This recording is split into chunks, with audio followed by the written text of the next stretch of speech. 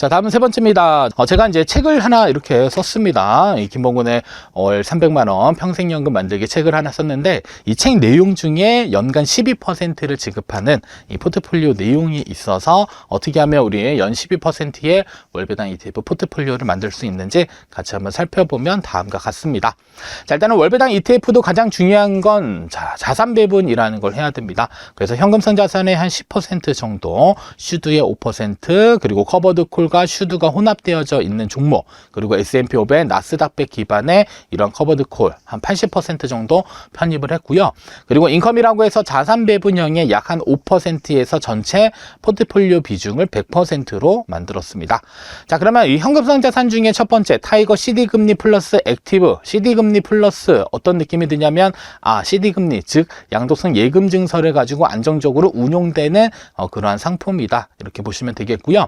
자, 목표 분배율을 연 3% 정도로 잡았습니다. 과거에는 이 현금성 자산에서 분배율을 매월 주는 상품이 없었는데 최근에 하나 등장을 했습니다. 그래서 타이거 CD금리 플러스 액티브, 해당 종목은 안전하게 우리가 운영하면서 일정 부분 현금 흐름, 즉 분배금을 받을 수 있는 그런 종목이다라는 점 알고 계시면 되겠고요. 한 10% 정도 비중을 반영을 했습니다. 자, 두 번째로는 슈드입니다. 타이거 미국 배당 다우존스 연간 목표 분배율 3.4% 정도 지급을 하고 있고요. 비중을 한 5% 정도만 반영을 해주시면 좋을 것 같습니다. 자, 세 번째로는 슈드와 커버드 콜이 혼합되어져 있는 타이거 미국 배당 다우존스 타겟 커버드 콜 2호의 경우는 목표 분배율 약 한 10% 정도 설정을 했고요. 비중은 한 20% 정도 반영해서 포트폴리오를 구성했습니다.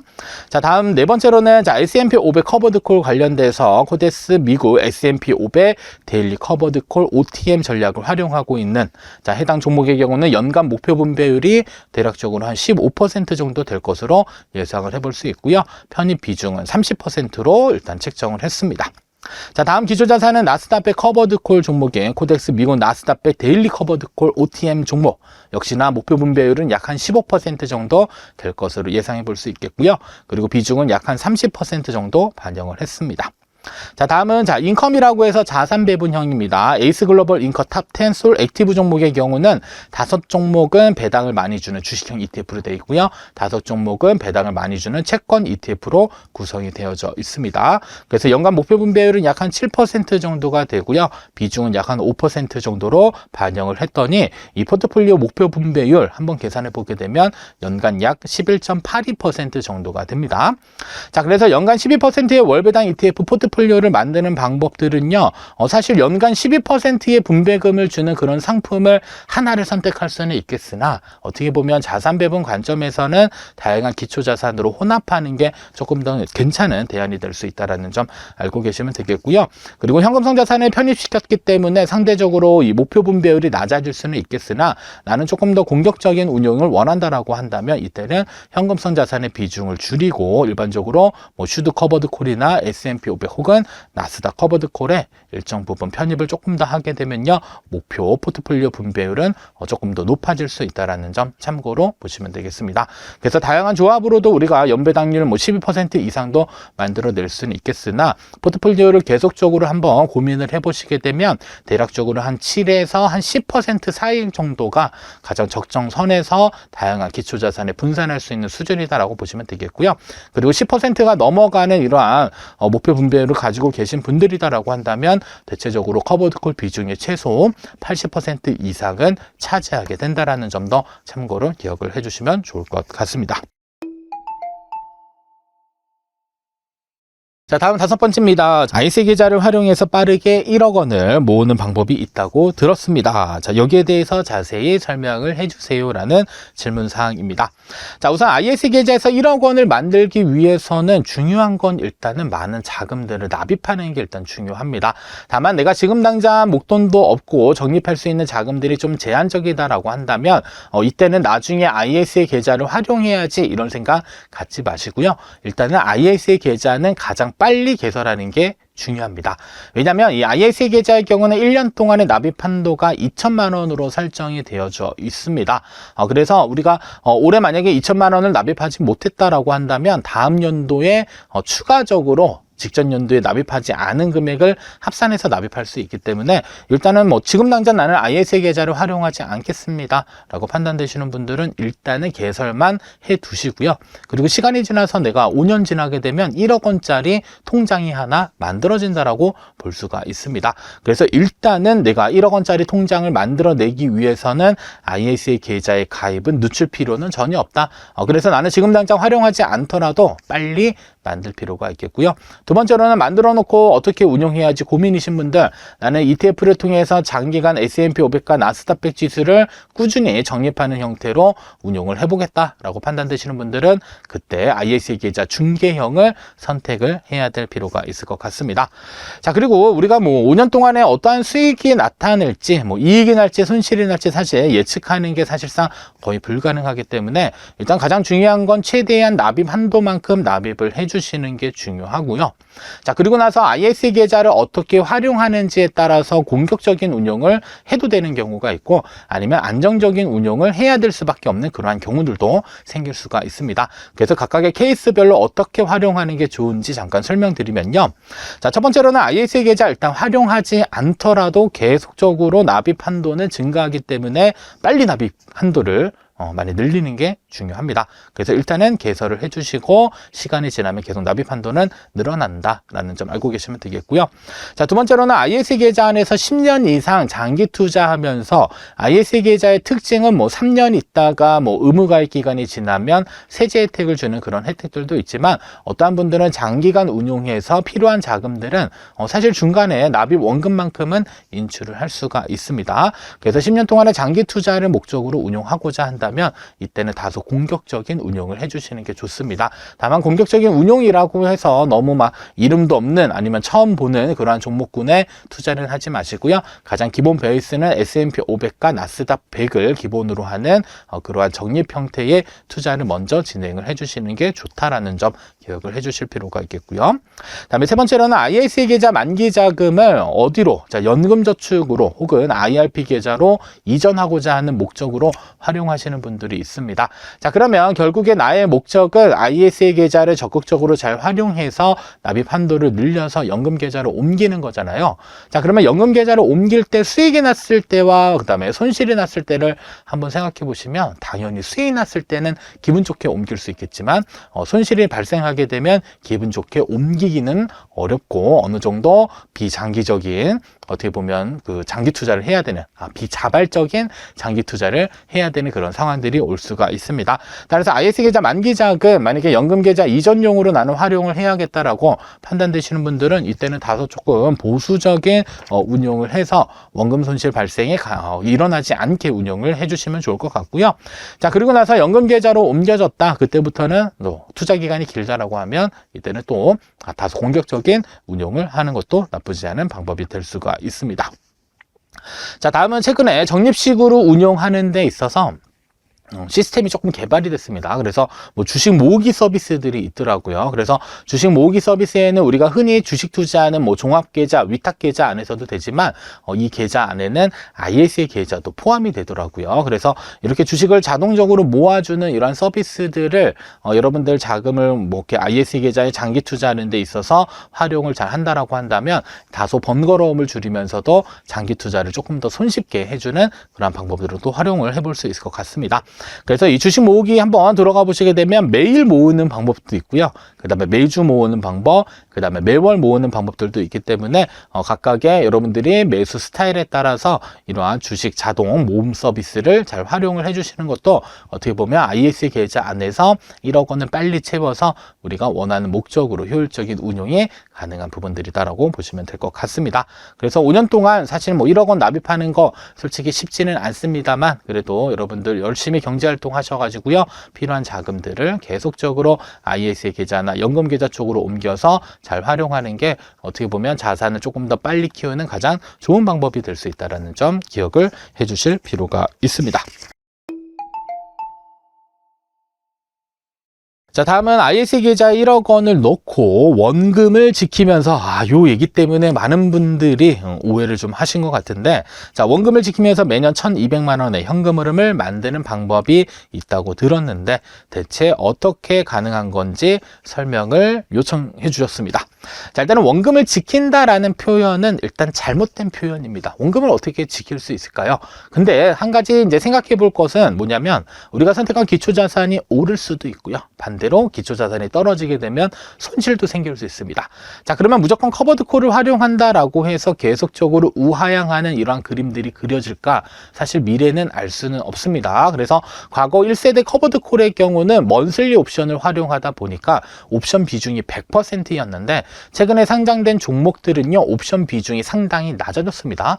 그래서 뭐 고정 커버드콜 활용하는 이러한 ETF 상품들은 이 옵션 비중이 10%고요. 나머지는 90%에 해당되는 것들은 대부분 다 기초자산의 수익 변동을 반영하는 그러한 종류의 상품군들이 계속적으로 나오고 있습니다. 그래서 이 과거에 커버드콜 하면 뭐 4살 깎아먹기 아니야 이런 식으로 생각하셔서 사실 뭐 이렇게 고배당을 준다 하더라도 계속적으로 시간이 지나면 원금은 고갈될 것이다 이렇게 생각하시는 분들이 있을 수는 있는데, 일단은 약간 표현을 조금 이렇게 부드럽게 바꾼다면 가격 변동을 신경 쓰지 않고도 1억 원으로 연간 1,200만 원을 만들 수 있다, 이렇게 표현하는 게 어떻게 보면 올바른 표현인 것 같습니다.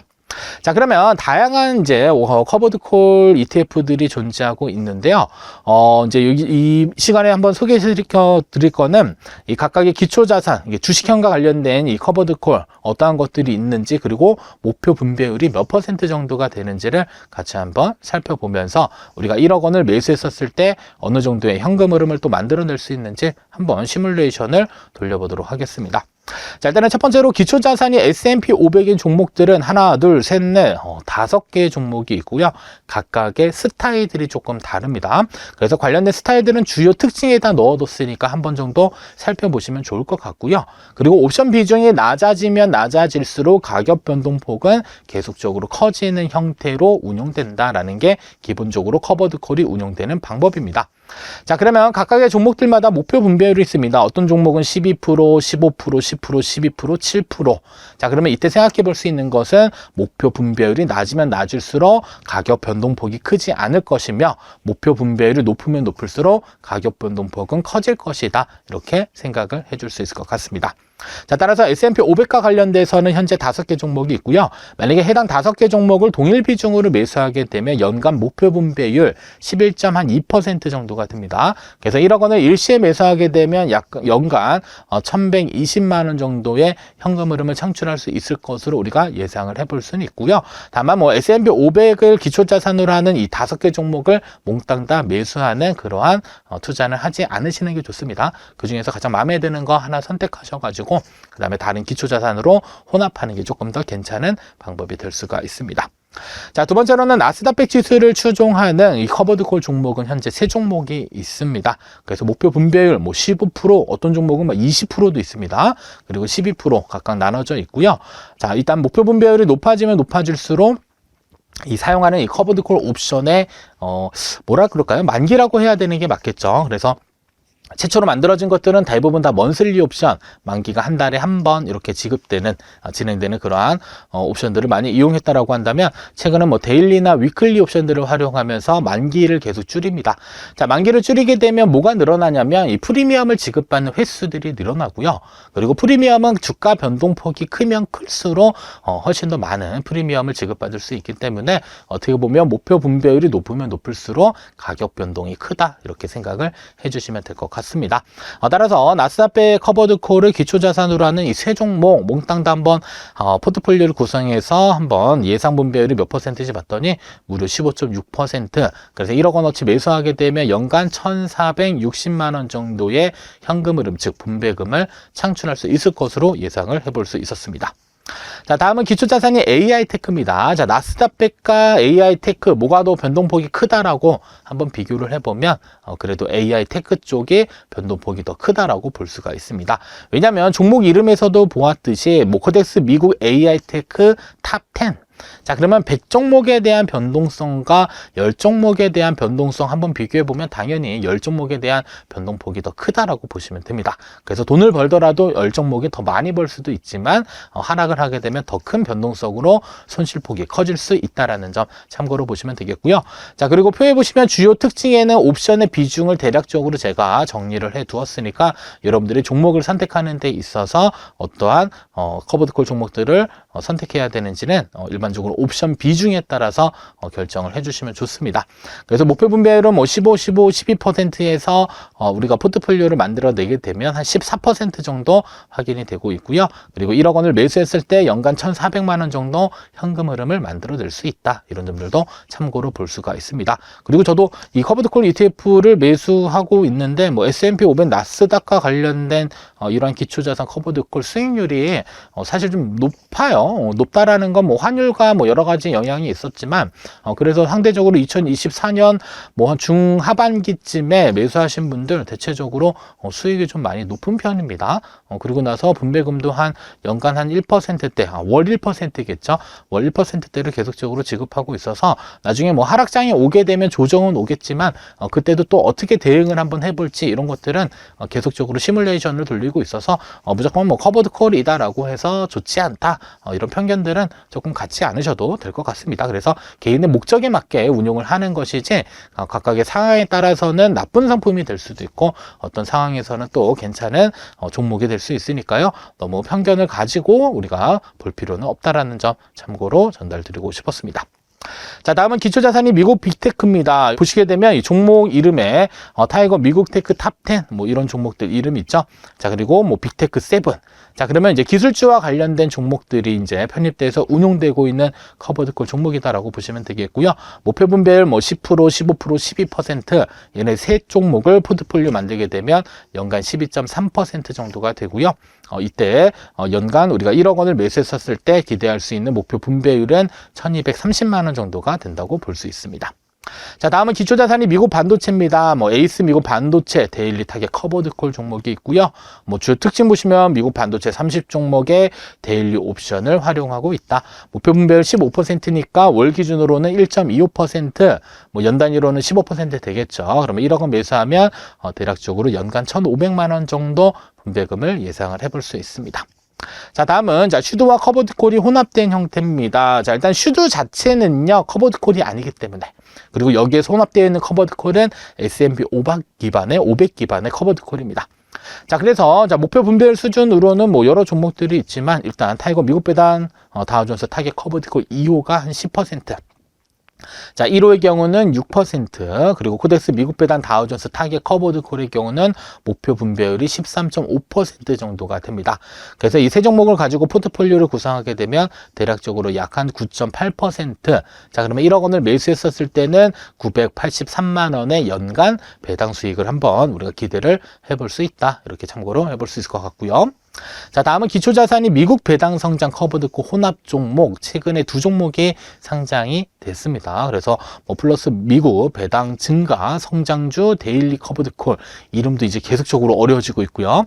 그다음에 라이즈 미국 배당 배 데일리 고정 커버드콜 종목들이 현재 상장이 되고 있습니다. 그래서 목표 분배율 수준은 12%, 15% 해서 둘을 가지고 동일 비중으로 포트폴리오를 구성하게 되면 13.5% 평균 분배율 1,350만 원 정도 된다라고 볼 수 있을 것 같고요. 자, 그리고 지금까지 언급된 이 20개 종목입니다. 지금 언급드린 게 20개 종목 정도 되는데 해당 종목들을 몽땅 다 동일 비중으로 한번 매수를 했었을 때 목표 분배율 수준이 연간 12.53% 정도가 나오고요.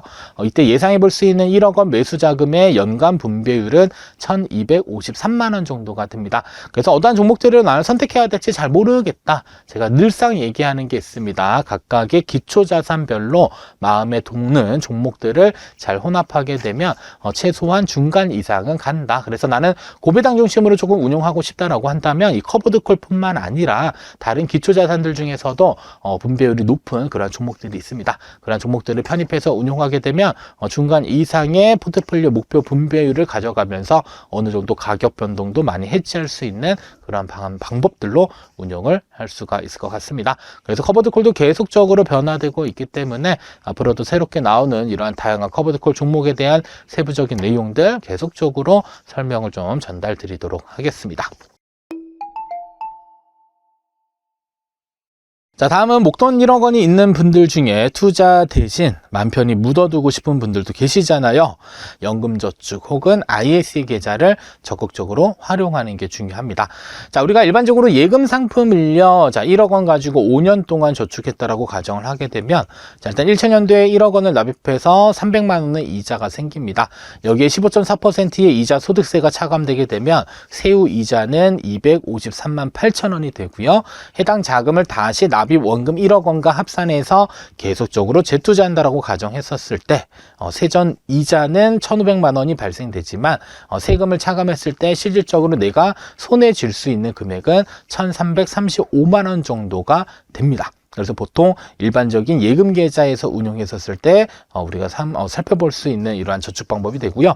자, 그리고 세후 이자가 1천만 원이 초과하게 되면 일단 뭐 건강보험료에도 영향을 줄 수가 있습니다. 일반적으로 뭐 직장가입자의 경우는 보수 이외의 소득이 2천만 원 넘어갔을 때 영향이 있지만 직장가입자가 아닌 지역가입자의 경우는요, 이자 소득이 얼마 1,000만 원이 넘어가게 되면 이때는 다른 소득이랑 합산돼서 1,000만 원이 넘어가게 되면 이때는 한 7.09% 정도의 추가적인 건보료가 부과되고 여기에 장기 요양보험료까지 합산되게 되면 한 연간 8%의 건보료를 추가적으로 또 납입을 해야 되는 부분들이 있습니다.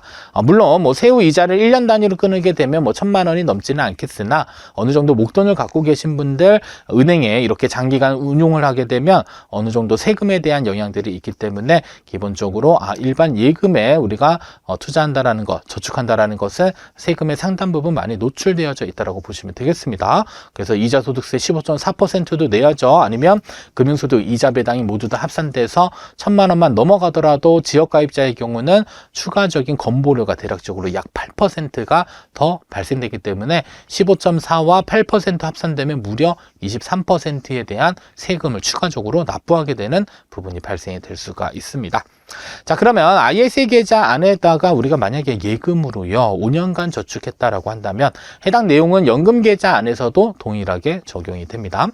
자, 그러면 1차년도에는 납입 원금 1억 원을 냅니다. 2차년도, 3차년도 계속적으로 반복적으로 내는데, 자, 중요한 건 ISA 계좌 안에는 과세 이연이라고 하는 기능이 있습니다. 이 과세 이연이라고 하는 건 일반적으로 이자 소득세 15.4% 수익이 발생되면 원천 징수를 해야 되는데 이런 ISA 계좌나 연금 계좌 안에서는 세금을 떼지는 않습니다. 그래서 발생되는 이자 수입, 즉 세전 이자를 계속적으로 합산해서 재투자할 수 있기 때문에 일반적으로 예금 상품의 15.4%의 세금을 뗀 만큼을 다시 재투자할 수 있는 이러한 복리 효과가 생기게 됩니다. 따라서 세전이자만 쭉 계산하시게 되면 5년 있다가 1,592만 7천 원 정도의 자금을 확보할 수 있게 되겠고요.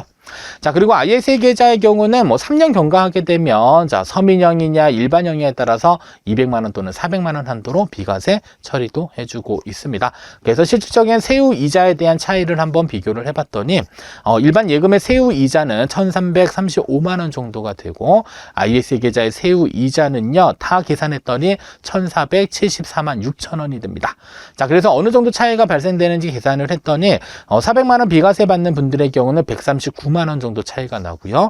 200만 원 비과세 받는 분들에 있어서는 119만 원 정도의 적지 않은 차이가 발생된다라고 확인을 해볼 수가 있었습니다. 따라서 어느 정도 목돈이 만들어지신 분들이다라고 한다면 일반적으로 예금 상품을 활용하는 것보다는 ISA 계좌나 IRP 계좌 안에 있는 이런 예금 상품들로 안전하게 운용하는 것이 어떻게 보면 세금적인 측면에서 조금 더 유리할 수 있다라는 점 꼭 기억을 해주시면 좋을 것 같습니다. 그래서 뭐 예금이라고 하더라도 우리가 보통 뭐 연금 계좌라고 하면 뭐 IRP에서는 뭐 예금을 가입하지 못하는 거 아니야, 혹은 ISA 계좌 안에서는 예금 가입이 안 되는 거 아니야, 이렇게 생각하실 수 있겠는데, 자, 우선 ISA 계좌의 경우는 신탁형은 예금 가입이 가능하고요.